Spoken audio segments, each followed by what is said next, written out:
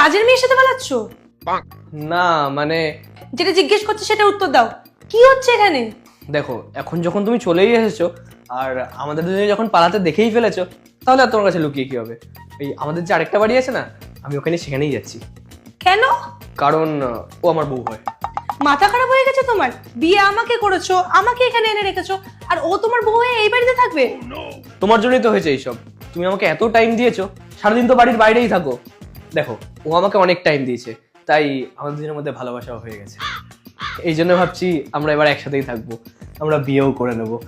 তুমি চিন্তা করো না, তোমাকে একদম ডিভোর্স দিয়ে দেবো। তারপর তুমিও স্বাধীন হয়ে যাবে, তুমিও অন্য কাউকে বিয়ে করে নিতে পারবে। তুই বল, তোর কবে থেকে আমার স্বামীর উপর নজর আসলো? দেখো, তুমি ওকে কিছু বলবে না, ও আমার অনেক উপকার করেছে। আর তোমার যদি কিছু বলার হয় তুমি আমাকে বলো। কি বলবো তোমাকে আমি? কি হচ্ছে সব? বন্ধ করো, ও তোমার কোনো বউটাও না। এবার থেকে ও আমার বউ, কারণ একটা বউয়ের যা যা করণীয় না, ও সব করে আমার জন্য। আরে পায়েল, তোমাকে একটা জামা আয়রন করার জন্য বলেছিলাম। দিদি আমাকে বলেছে, আমি এই জামাটা আয়রন করে দিয়েছি। আর পায়েল? দিদি তো বাইরে ফোনে কথা বলছে।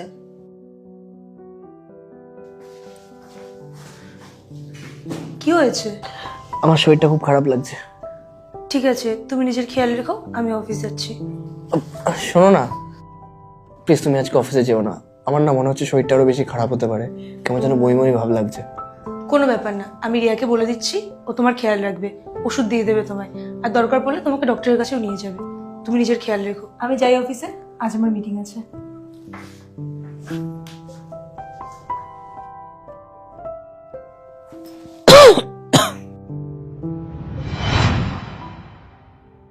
এবার বলো, তুমি আমার বউ?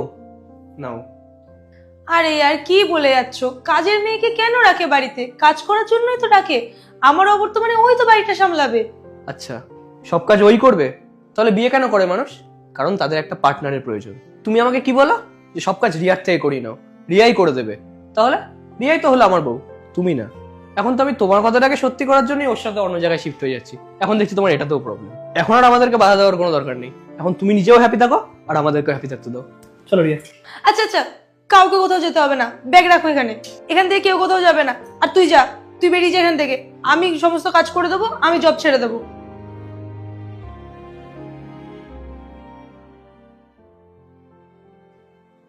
কি হয়েছে, তোমরা হাসছো কেন? কোথাও যাচ্ছি না আমি তোমাকে ছেড়ে। আর আমার যদি কোথাও যাওয়ার হতো না, তাহলে আমি সকালেই যেতে পারতাম, যখন তুমি অফিস ছিলে। তোমার আসার ওয়েট করতাম না আমি। তুমি যখন আসবে তখনই কেন আমরা এই সিনটা ক্রিয়েট করলাম? কারণ যাতে তুমি রিয়েলাইজ করতে পারো যে তুমি কত বড় ভুলটা করছো। তাহলে এসব কি? জেনে বুঝেই এইসব রেখেছি, এগুলোর মধ্যে কোনো জামা কাপড় নেই। আর যাতে তুমি আর বিশ্বাস না হয়, তাহলে তুমি দেখতে পারো। কারণ আমি তোমাকে শিক্ষা দিতে চেয়েছিলাম, যাতে তুমি এটা বোঝো যে সারাদিন বাইরে না, একটু বাড়িতেও টাইম দেওয়া উচিত। আরে অফিস তো আমিও করি, তা বলে কি আমি বাড়িতে টাইম দিই না? তুমি জেনে শুনে এমন একটা শিডিউল বানিয়ে রেখেছো, যখন আমি বাড়িতে থাকি তখন তুমি অফিসে থাকো, আর যখন আমি অফিসে থাকি তখন তুমি বাড়িতে থাকো। আমাদের তো একসঙ্গে টাইম স্পেন্ড করাই হয় না। এমন কিছু না, আমি এগুলো জেনে বুঝে করি না। আচ্ছা ঠিক আছে, আমরা একটা কাজ করি। আমাদের যে আরেকটা বাড়ি আছে না, আমরা 2-3 দিনের জন্য ছুটি নিয়ে ওখানে চলে যাই, আর ওকেও ছুটি দিয়ে দিই। তখন আমরা ওখানে গিয়ে কোয়ালিটি টাইম স্পেন্ড করি। ওকে?